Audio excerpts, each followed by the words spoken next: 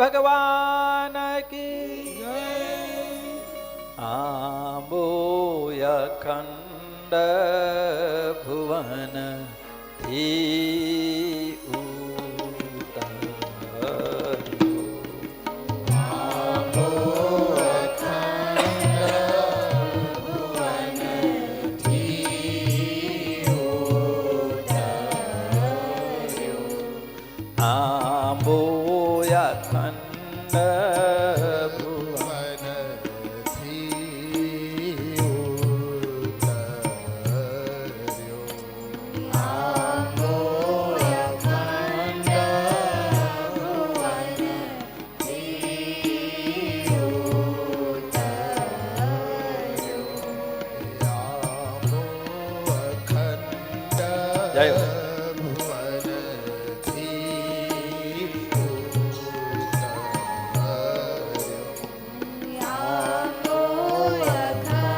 અઢાર હજાર શ્લોક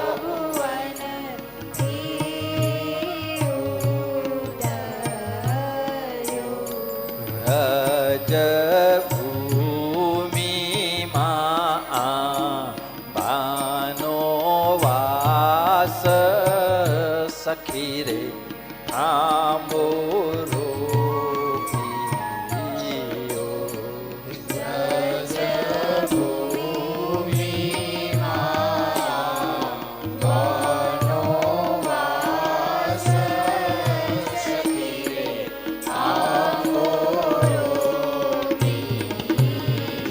વૈકુંઠમાંથી વ્રજની ભૂમિમાં રોપાણવા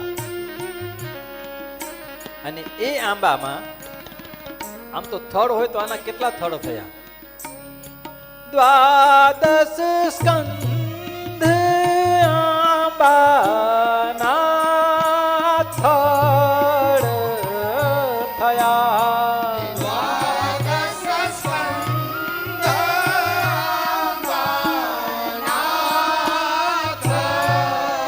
ભાગવત પહેલો સ્કંદ, બીજો સ્કંદ, બે સ્કંદ ભગવાનના ચરણ કમલ. એવી રીતે જે 12 દ્વાદશ અંગ જે છે આપણા શરીરના 12 ભાગ અંગો એ આ આંબાના 12 સ્કંદ. દ્વાદશ સ્કંદ આંબા ના થડ થયા.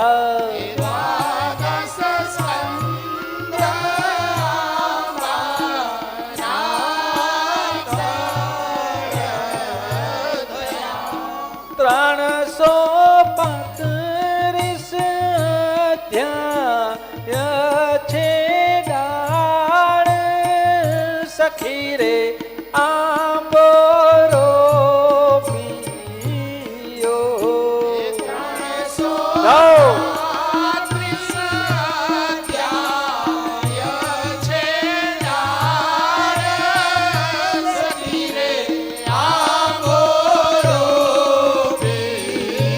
ભગવાનનું ભાગવતનું આંબો ગાય, ભગવાનના વંશની કથા જે સાંભળે એના વંશનો ક્યારે નાશ ન થાય, એનો આંબો હંમેશને માટે ફળતો ને ફૂલતો રહે છે. એવો આ આંબો છે. અને આંબામાં કેટલા બધા ફળ પણ લાગ્યા, સરસ મજાનો. અને આ આંબાના કોણે કોણે અનુભવ કર્યો તો કહે છે આંબો ધ્રુવ પ્રહલાદે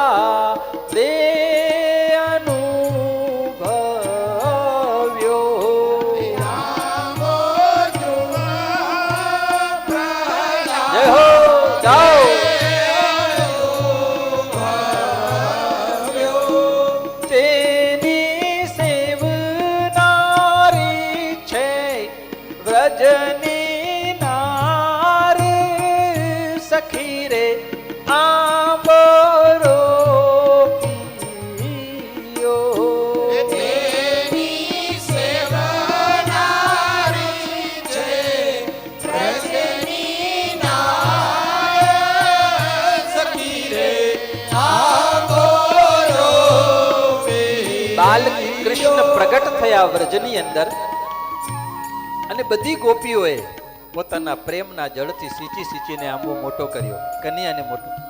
દરેક ગોપીને એમ લાગતો કનૈયો મારો છે. વૃંદાવન કા કૃષ્ણ કનૈયા સબકી આંખો કા. કોઈને એમ ન લાગે, દરેકને એમ લાગે. કેટલીક વૃદ્ધા ગોપી એટલી, કેટલીક દરેકને એમ લાગે કે અમારો, અને પોતાના પ્રેમથી એને સિંચી સિંચીને મોટો એને મોટો કરે છે. અને એને સિંચીને જ્યારે મોટો કર્યો તો એનામાં ફળ આવી ગયા આંબાના. અને ફળ તો લલચાવે ને બધા, સુંદર મજાના ફળ.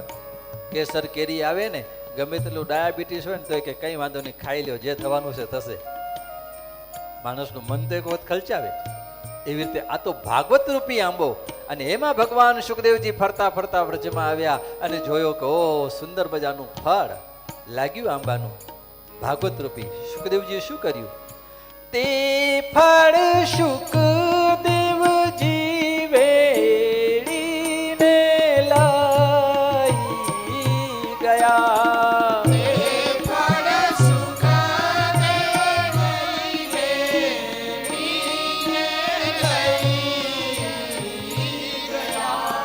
પરીક્ષિત બેઠા છે ગંગાને તીરે, સખી રે આંબો રોપ્યો. પરીક્ષિત બેઠા છે ગંગાને તીરે, સખી રે આંબો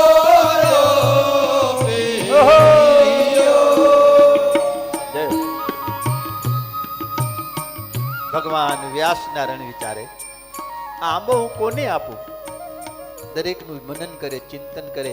આ આંબો એવો છે, એનો પ્રસાર પ્રચાર થાય ને તો જગતનું કલ્યાણ થાય. પછી નક્કી કર્યું કે આ મારો પુત્ર સુખદેવ એનો પ્રચાર કરી શકશે. એટલે મન સ્થિર થયું. પણ સુખદેવ તો જન્મતાની સાથે જ જતા રહ્યા હતા.